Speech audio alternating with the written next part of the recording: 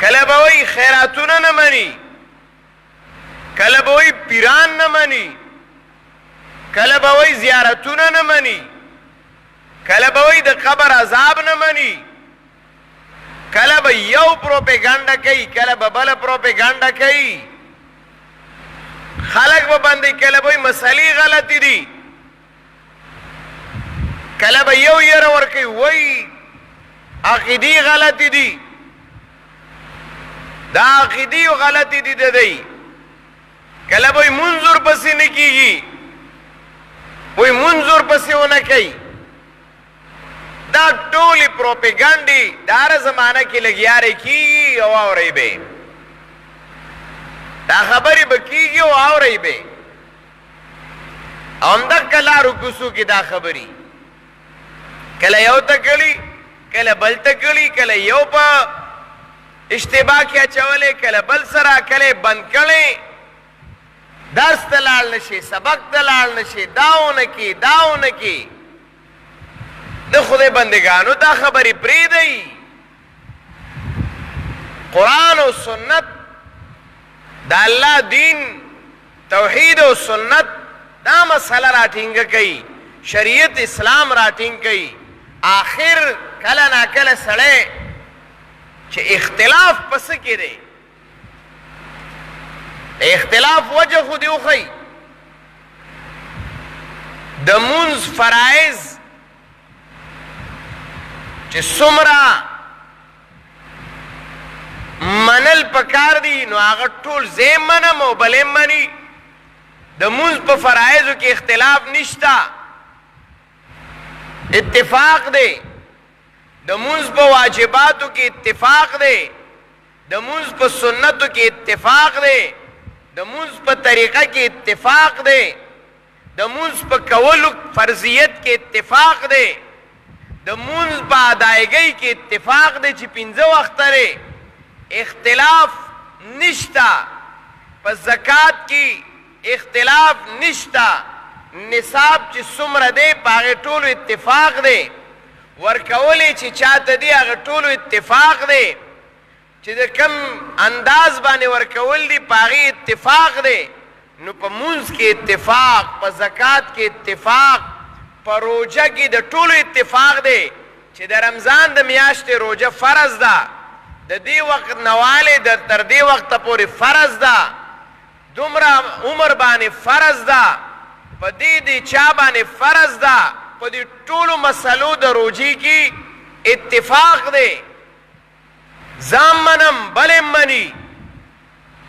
په روژه کې اختلاف نشته، په مونځ کې اختلاف نشته، په زکات کې اختلاف نشته، په حج کې اختلاف نشته، په اذان کې اختلاف نشته، په کلمه کې اختلاف نشته، په حج ارکانو په عمره کې اختلاف نشته. کم یو شی دی، په نکاح کې اختلاف نشته، په بیع او په شراء کې اختلاف نشته. کم یو باب دی د اسلام چې هغه باب راټینګ کړي او دا ووایي چې دا باب د شریعت دی، دا باب د قرآن او د سنت دی او دی ته انکاري دي. دی مونځ نه مني، دی حج نه مني، روژه نه مني، زکات نه مني. دا څیزونه نه. کم یو شی دی چې د هغې نه انکار دی.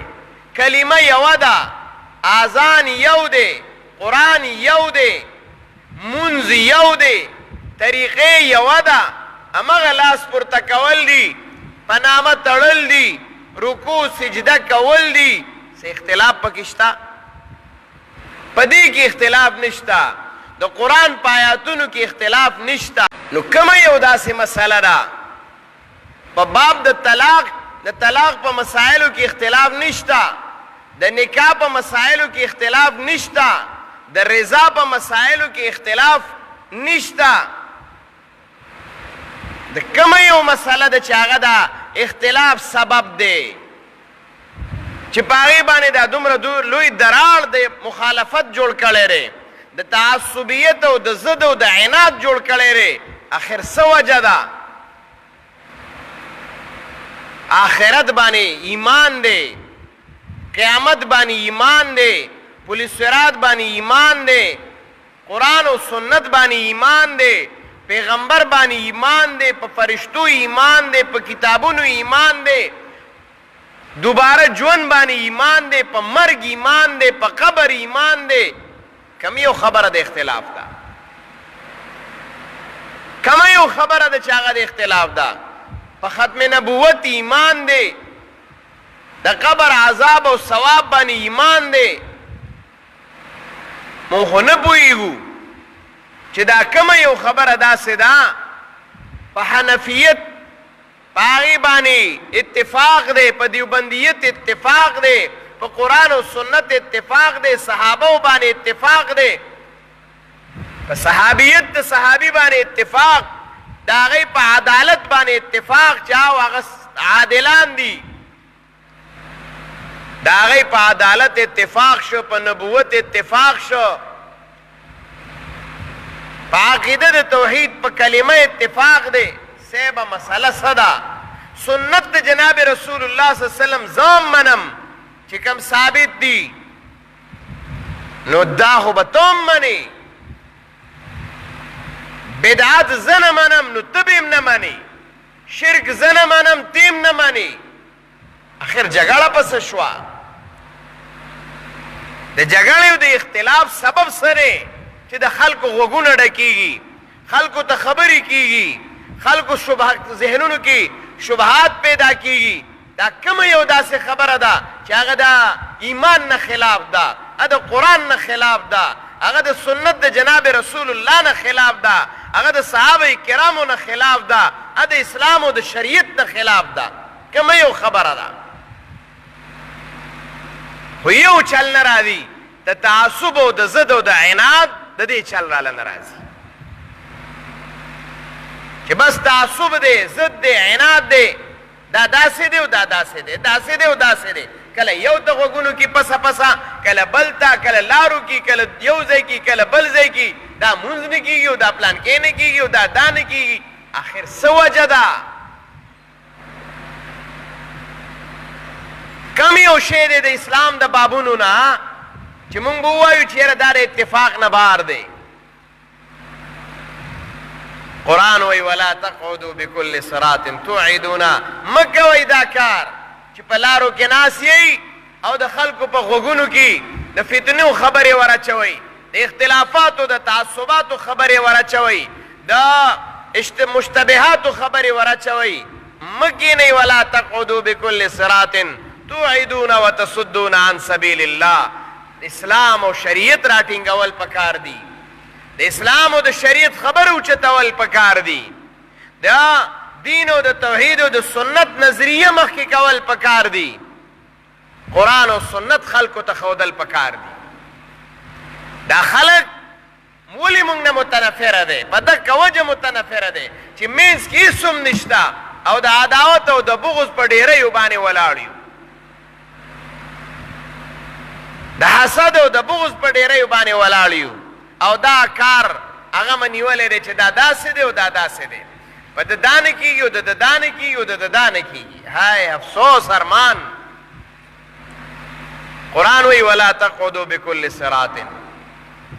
مون خدا وایو چې که د قرآن او د سنت نه خلاف خبره مو وکړله، الله دې هغه وخت نه راولي چې د قرآن او د سنت خلاف خبره وکړو، اور یا بې دلیله چې هغه د قرآن نه دلیل نه، د سنت د جناب رسول الله نه دلیل نه، د صحابه کرامو نه دلیل نه، د سلف الصالحینو نه دلیل صحیح نه، راشه او زما جبه کټ کا. خو چې په دلیل باندې خبره ده، بیا ولې تعصب او ضد دی؟ بیا ولې عداوت او دشمنی ده؟ بیا ولې مخالفت دی؟ بیا ولې چې دی نو لمسه ده؟ بیا ولې چې دی نو وسوسو کې اچول دي؟ بیا ولې خلک چې دی نو هغه په اختلافاتو کې راوستل دي؟ ولې دي بیا ده؟ زما خبره د قرآن او د سنت نه خلافي، د شریعت نه خلافي، بې ثبوت او بې دلیلي، د قرآن او د سنت نه د هغې صحیح دلیل نه، د صحیح احادیثو متواتره نه د هغې دلیل نه، بیا راشه او زما جبه کټ کا. خو که دا نه اسې تعصب نو بیا ماله پکار چې ستاسو ژبې کټ کړم بیا خو زه په دغه خبره پوهېږم کہتا ہوں وہی بات سمجھتا ہوں جسے حق نہ خوف سکندر ہے نہ اندیش ادارہ زا افسوس سره دا خبره کوم افسوس سره دا خبره کوم چې اسې د تعصباتو د ضد او د عناد په ډېریو ناست یو خلک هم جنګو عوام هم جنګو د عوامو په منځ کې اختلافات هم پیدا کوو فرقه بازۍ او ډله بازۍ هم پیدا کوو منځ کې هېڅ هم نشته کم یو باب د اسلام دی چې په هغې کې اختلاف دی ما خو تاسو ته په شمار کړل چې راونیسه امام بخاري کې بابونه تړلي دي په کم باب دی باب الصلاة د مونځ باب باب الزکات د زکات مسله باب الصوم د روجي مسله باب الحج د حج مسله باب الجهاد باب العلم باب النکاح باب الرضا باب البيع والشراء کم یو باب دی چې په هغې اختلاف دی خو بس صرف د تعصب چل خو چاله نه ورځي الله دې زمونږ او ستاسو معاشره د دې نه صفا کړي